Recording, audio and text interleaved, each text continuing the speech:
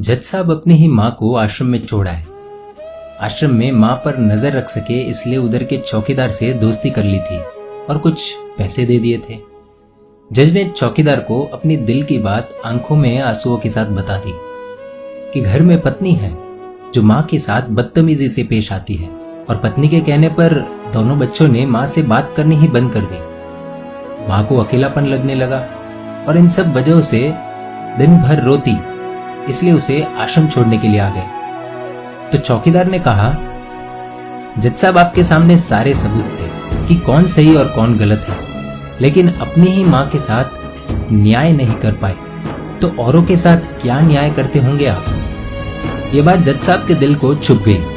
चौकीदार की इतनी सी बात का इतना असर हुआ कि 2 रात नींद नहीं आई, 2 दिन से खाना नहीं खाया और कोर्ट भी नहीं गए। ऐसा लग रहा था जैसे एक चौकीदार ने जज साहब की दुनिया हिला दी। जज साहब अपने घर में रूम से बाहर आए।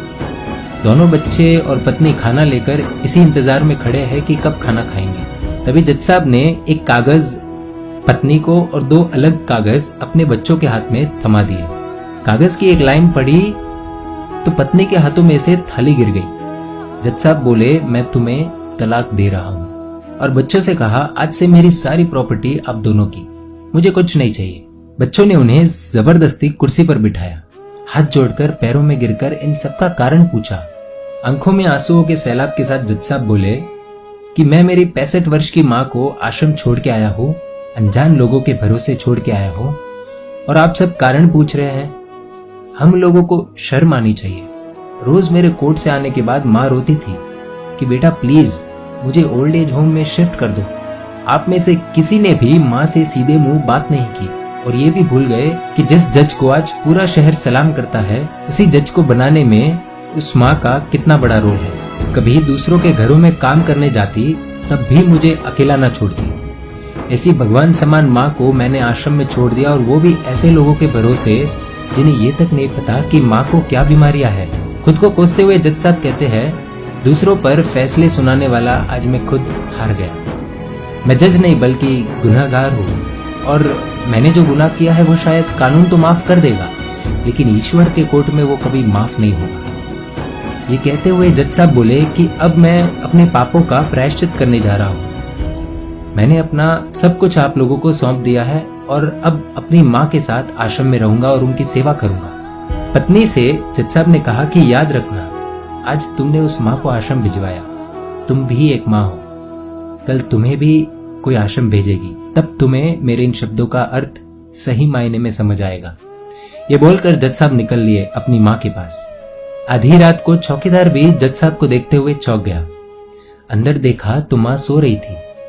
करीब जाकर देखा तो पूरे परिवार की तस्वीर से लिपट कर रोते हुए माँ सो गई थी। आश्रम का प्रशासन भी जाग गया, क्योंकि पीछे पीछे माँ और बच्चे भी आ गए।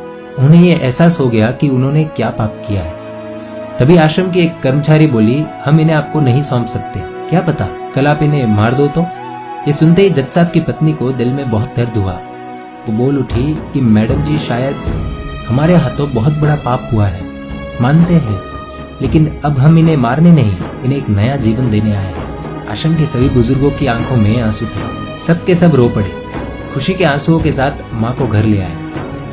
लेकिन वही आश्रम में अनेक आंखें ऐसी थी जो किसी न किसी का इंतजार कर रही थी। दोस्तों, इस कहानी का उद्देश्य तो आप सब समझ गए होंगे, इसलिए शेयर कीजिए और हर घर तक इस कहानी को पहुंचाइए, क्योंकि माँ तो माँ होती है। सब होगा तुम्हारे पास पर सुकून नहीं होगा।